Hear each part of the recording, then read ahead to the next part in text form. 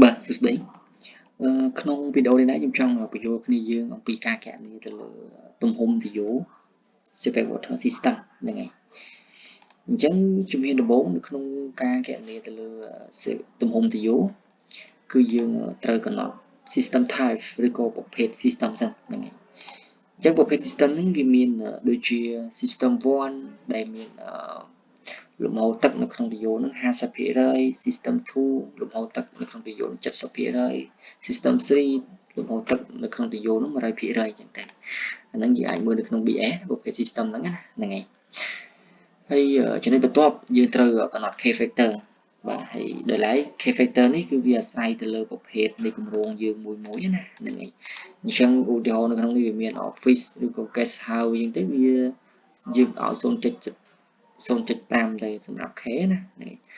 ដោយឡែកក្នុងបើសិនជាប្រភេទវិចិត្រយើងជា Hospital Restaurant Hotel យើងឲ្យ 0.7 ចឹងទៅហ្នឹងហើយអញ្ចឹងវាអាស្រ័យទៅលើប្រភេទគម្រោងយើងនីមួយៗណាសម្រាប់ការនេះណាហ្នឹងហើយបន្ទាប់ពី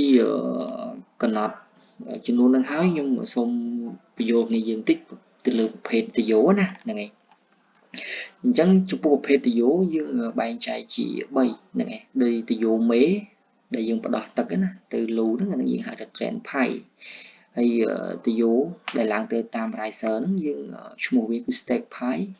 ហើយទយោដែលយើងបំបីទៅតាមបន្ទប់ទឹកហ្នឹងយើងឲ្យឈ្មោះវាថា drain pipe ណាហ្នឹងហើយអញ្ចឹងយើងត្រូវស្គាល់ប្រភេទទយោមួយសិនស្ដាប់ការគណនាណាហ្នឹងហើយដោយពេលដែលយើងគណនាគឺយើងត្រូវគណនាទៅតាមប្រភេទទយោហ្នឹងដែរហ្នឹងហើយដូចដំណាក់កាលទី1គឺយើងគណនាទៅលើ brand pipe សិនមានទៅតាមបន្ទប់មួយសិនបន្ទាប់មកបានយើងគណនាទៅលើយោ stake pipe នៅក្នុង riser ណាហ្នឹងហើយបន្ទាប់ពីយើងគណនាទៅតាម riser ប្រភេទទយោ riser ហ្នឹងហើយបានយើងគណនាទៅលើ brand pipe ទយោដែលយើងត្រូវបង្ហូរចេញទៅលូអញ្ចឹងណាហ្នឹងហើយបាទអញ្ចឹងយើងងាកមកមើលនៅក្នុងតារាង Excel យើងនេះបាទអញ្ចឹងក្នុងតារាង Excel យើងនេះអានេះឧទាហរណ៍ថាខ្ញុំគណនាទៅលើ brand pipe មុនចុះហ្នឹងទៅយកក្នុងបន្ទប់ទឹកអញ្ចឹងណាហ្នឹងហើយអញ្ចឹងមានន័យថាយើង count នៅក្នុងបន្ទប់ទឹកយើងមាន sanitary ware មានអីខ្លះអញ្ចឹងណាយើងស្រង់យើងដាក់ចូលក្នុង form យើងនេះមកបាទហើយចំពោះ discharge unit នេះមានន័យថាយើងដកស្រង់វាមកចេញពីសៀវភៅ BS មកនេះតម្លៃហ្នឹងហើយបាទអញ្ចឹងបន្ទាប់ពីយើងបញ្ចូលតម្លៃហើយយើងបាន flow rate របស់ waste pipe និងហើយនឹង flow rate របស់ soil pipe បាទអានេះយើងលុបចេញមួយសិនកុំឲ្យគេយើងច្រឡំបាទអញ្ចឹងបន្ទាប់ពីយើងបានតម្លៃនេះហើយយើងរូបមន្តយើងគណនាជាមួយនឹង K មកយើងបាន flow rate waste pipe ប៉ុណ្ណឹងហើយ soil pipe ប៉ុណ្ណឹងបន្ទាប់ពីយើងរើកតម្លៃនឹងឃើញហើយបើក្នុងករណីដែលទយោយើងជាប្រភេទ brand pipe អាហ្នឹងយើងមកមើលនៅក្នុងតារាងនេះហ្នឹងហើយតារាងខាងនេះណាហ្នឹងហើយវាមានតារាង4ហ្នឹងយើងមើលសូរឈ្មោះខាងលើនេះមកហ្នឹងហើយវា unventilation discharge brand អញ្ចឹងមានន័យថា system វានឹងអត់មាន ventilation ទេហ្នឹងហើយអញ្ចឹងវាមាន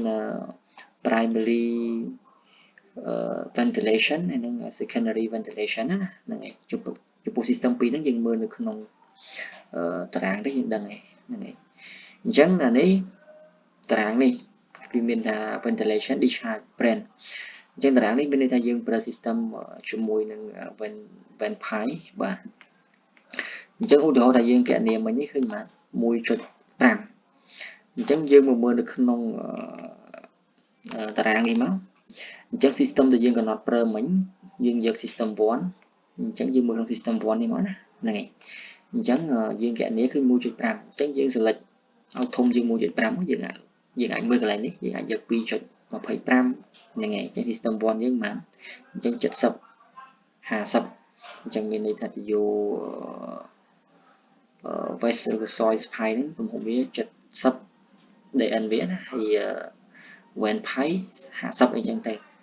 ដែលយើងមើលទៅតាមតារាងហ្នឹងណាបាទហើយចំណុចបន្ទាប់បើក្នុងករណីដែលយើងរើក brand pipe ហើយមានន័យថាទយោនៅក្នុងបន្ទប់ទឹកហើយ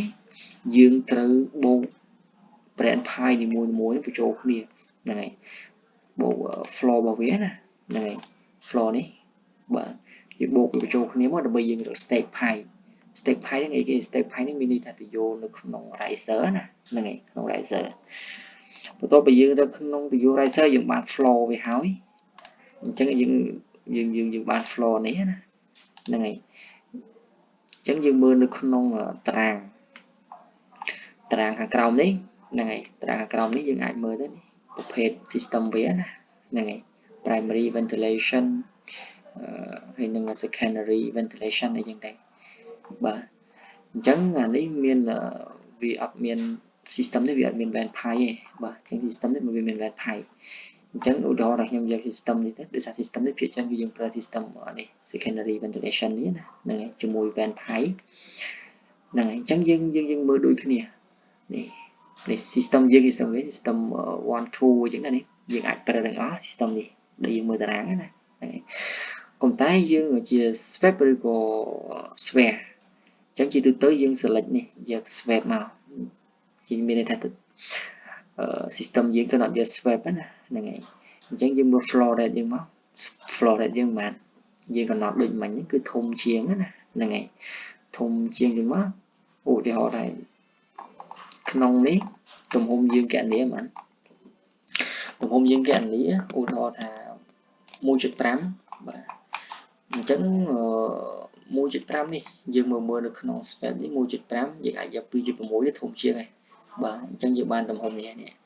ទំហំ stake pie យើងណាអញ្ចឹងមានន័យថាទៅយក soy ឬក៏ vent ហ្នឹងទំហំវា70អញ្ចឹងទៅយក vent pie យើង50អញ្ចឹងទៅហ្នឹងហើយ DN វាហ្នឹងហើយហើយបន្ទាប់ពីយើងរើឃើញ stake pie អញ្ចឹងយើងអនុវត្តដូចគ្នាដែរអញ្ចឹងបើករណី riser យើងមាន2មាន3អញ្ចឹងទៅអញ្ចឹង stake pie យើងវាមាន2 3អញ្ចឹងទៅអញ្ចឹងយើងបូកអា flow rate របស់ stake pie នឹងចូលគ្នាមកដើម្បីរក trend pie ហ្នឹងហើយចំពោះទៅយក trend pie អានេះយើងអាចមើលនៅក្នុងតារាងនេះណាតារាងនេះគឺយើងដើម្បី select យកទៅយក flow rate របស់ trend pie ហើយក្នុងតារាងហ្នឹងវាមានបែងចែកដែរនេះ 50% នេះ system 1 70% នេះ system 2អញ្ចឹងទៅវាមានបែងចែកគ្នាអញ្ចឹងបើករណីដែលយើងរើកជ្រើសរើសយក system 1